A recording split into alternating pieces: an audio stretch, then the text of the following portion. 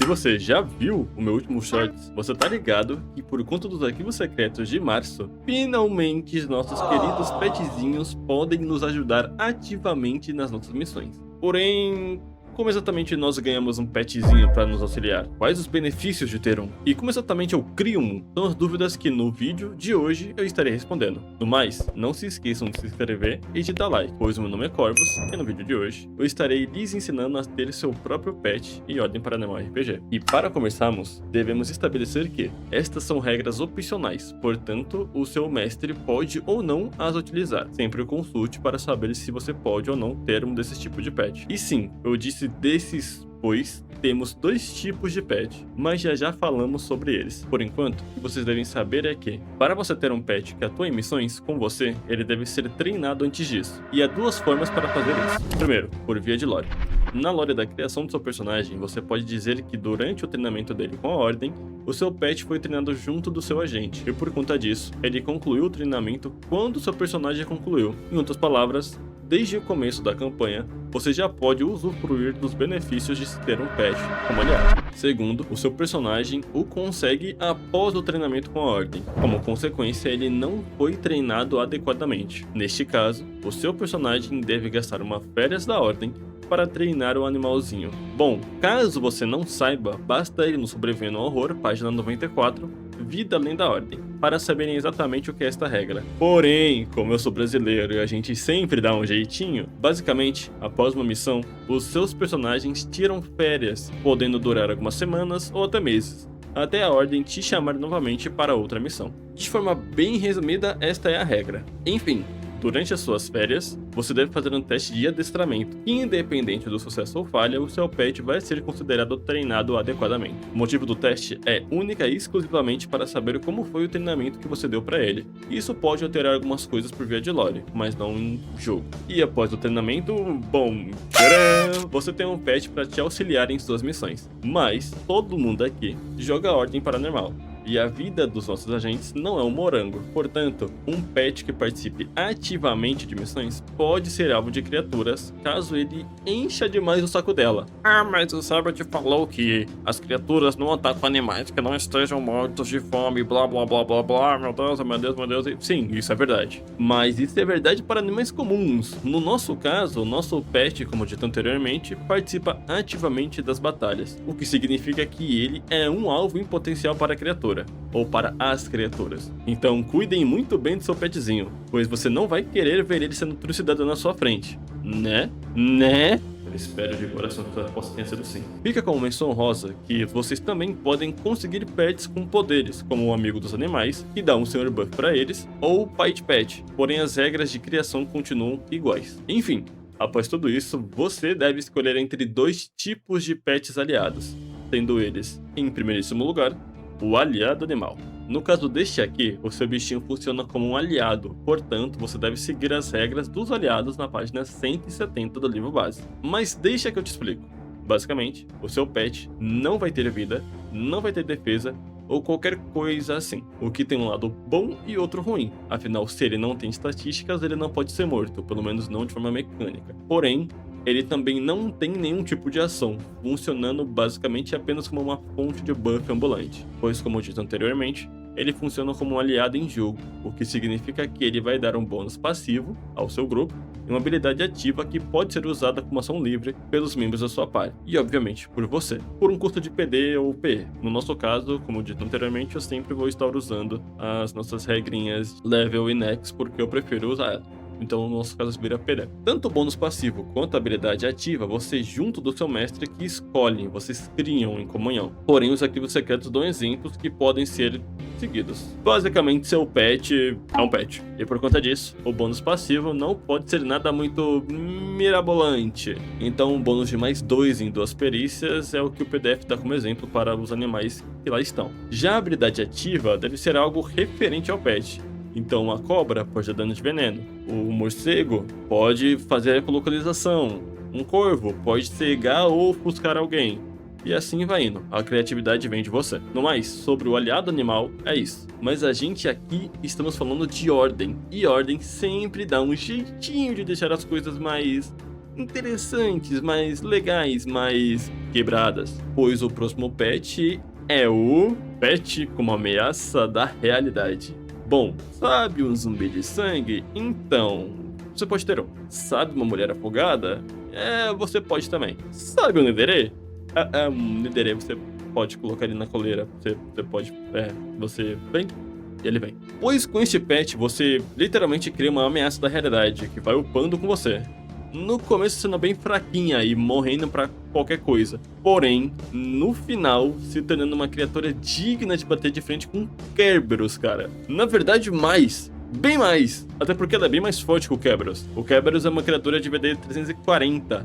E nosso queridíssimo monstrinho pode chegar até um limite de VD 360. 20 a mais. Isso é muito, muito maneiro mesmo. Mas, como nem todos são flores, diferente do aliado animal, o nosso pet como ameaça está diretamente atacando tudo que você mandar. Então isso significa que ela está, bom, se expondo a tomar ataque de volta. Ela bate e apanha, que nem você, para sua ex. Perdendo então o plot armor que o outro pet tem, podendo assim ser muito das maneiras mais brutais e horríveis o possível.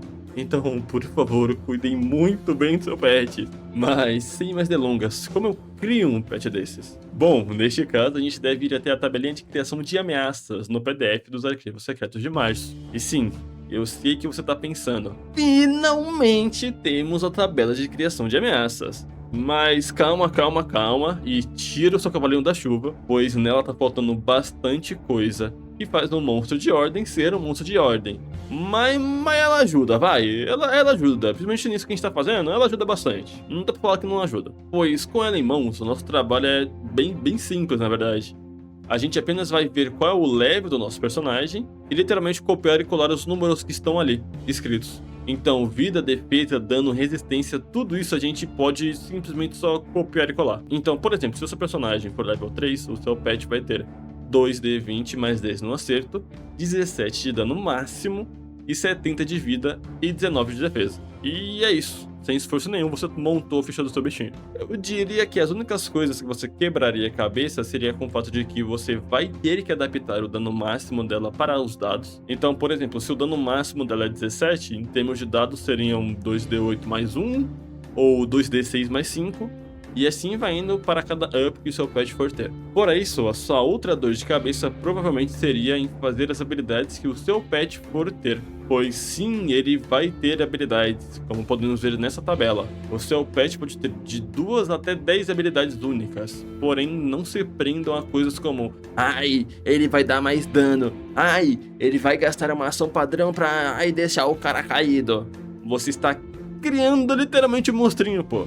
Vamos se basear nas criaturas de ordem pra criar sua própria. Bota aí uma passiva nele muito da hora. Bota uma habilidade especial. Bota uma ultimate pra ele que ele só pode ativar se ele tiver com metade da vida. Vamos ser criativo. Vamos dar aquele... bichão foda, tá ligado? Mas e se ele tomar dano, o que eu faço?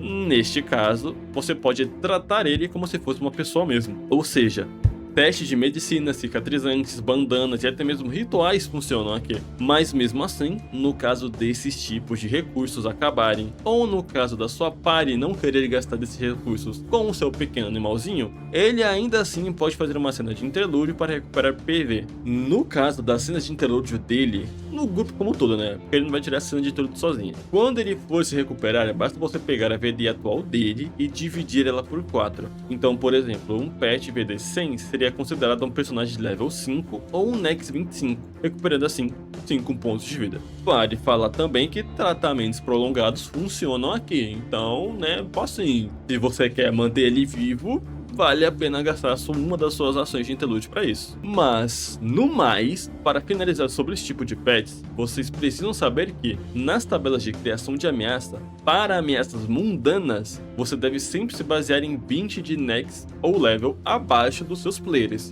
Então, um lobo seria level 4 para uma party de level 6. por exemplo. Porém, para o nosso pet ameaça da realidade, essa regra não se aplica, pois ela é balanceada considerando que ele vai ser uma criatura paranormal eventualmente. Como tá no nome dele, ele é uma ameaça da realidade, ou seja, um monstro paranormal, ou um monstro que eventualmente vai se tornar um monstro paranormal, um bicho paranormal, um papagaio paranormal, uma formiga paranormal. Porra, uma formiga vai estar lutando contra o Kerberos e vencendo no final do jogo.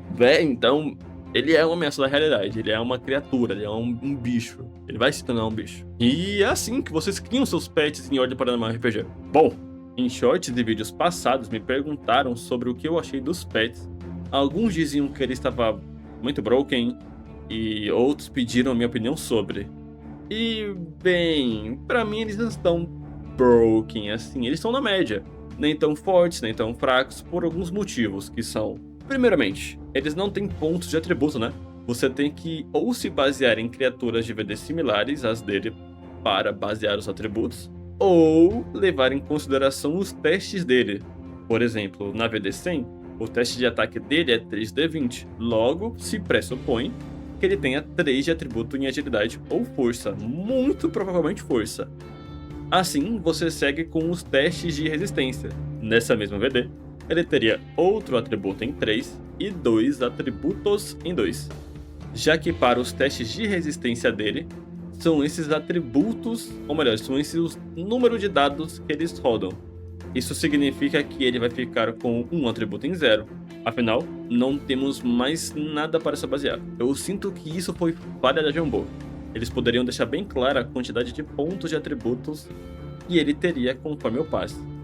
O que sobra pra gente, além de nada, é deduzir com base nos levels.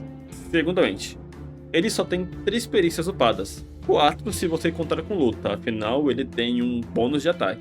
Isso não é algo necessariamente ruim, faz muito sentido, ele é uma criatura, ou melhor, um não humano. Só saber de coisas básicas de sobrevivência, ou seja, reflexo para fugir, fortitude para resistir e vontade para não se abalar, faz muito sentido com ele. Mas você tem que levar em consideração que, por exemplo, para acrobacia, seu pet vai ser jogado no chinelo, a não ser que você coloque uma das resistências dele em acrobacia, o que seria bem, mas bem ruim. Muitos, se não todos, os testes de resistência de ordem são baseados naquelas 3 perícias que eu falei. Você pode tentar contornar isso como, por exemplo, colocar uma passiva gastando uma das habilidades dele, tipo, ele é uma aranha, logo ele tem mais 15 em acrobacia ou furtividade. Aí você gastaria um dos poderezinhos que ele ganha para ter essa passiva. Mas ainda assim estaria gastando uma das habilidades dele para isso. Mas no fundo eu sinto que, sinceramente, bem lá no fundo mesmo, assim, beberando a minha alma, eu sinto que é exatamente isso que a Jumbo queria, pois não temos nenhuma criatura em ordem com 10 habilidades ativas. Então, é um dos jeitos de burlar a falta de perícias dela. Terceiramente, todas as criaturas de ordem têm resistência, né? Exemplo, um zumbi de sangue que seja, tem resistência a todo dano mundano, que não seja cortante, igual a 5.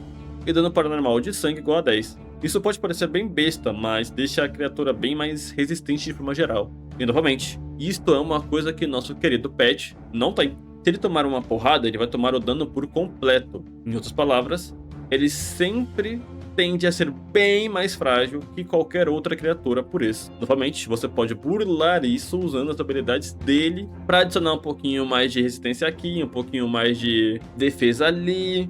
Mas é algo a se pensar, você estaria gastando novamente um poder para isso. Esses são alguns dos exemplos que fazem o pet ser uma criatura consideravelmente balanceada. Mas eu tenho algo para falar. Alguns dos rituais em ordem afetam seres, não apenas pessoas. O que significa que esses rituais funcionam no seu pet. Então, coisas como aprimorar físico e vínculo de sangue funcionam nele. Mas é isso, no geral, acho que é isso que eu tenho pra falar. Pra mim tá balanceado porque, diferente de outras criaturas, ele não tem muitas coisas que ela tem. Dano paranormal, por exemplo, também é uma coisa que ele não tem, a não ser que você coloque de alguma forma. Faz sentido ter, afinal de contas, ele vai ficar bem mais forte, né? Bem mais forte do que um Nidere, por exemplo. Então faz sentido ele dar dano paranormal, porque ele aos poucos virou uma criatura ou uma coisa bem similar a uma criatura. Mas ainda assim, na ficha nada diz que ele faz isso. Então, há de se considerar que provavelmente todo o dano dele vai ser tancado por criaturas mais fortes. Enfim, eu espero muito ter ajudado a vocês e para qualquer dúvida ou problema, podem comentar aqui no vídeo, pois eu estou sempre lendo e conversando com vocês. Novamente, não se esqueçam do like e da sua inscrição, pois para cada uma dessas coisas, o meu sonho fica cada vez mais próximo. E ufa, esse foi um senhor vídeo. Ou melhor, isso foi um senhores bichos. Mas no mais, nunca se esqueçam. Meu nome é Corvus e eu vejo vocês numa próxima.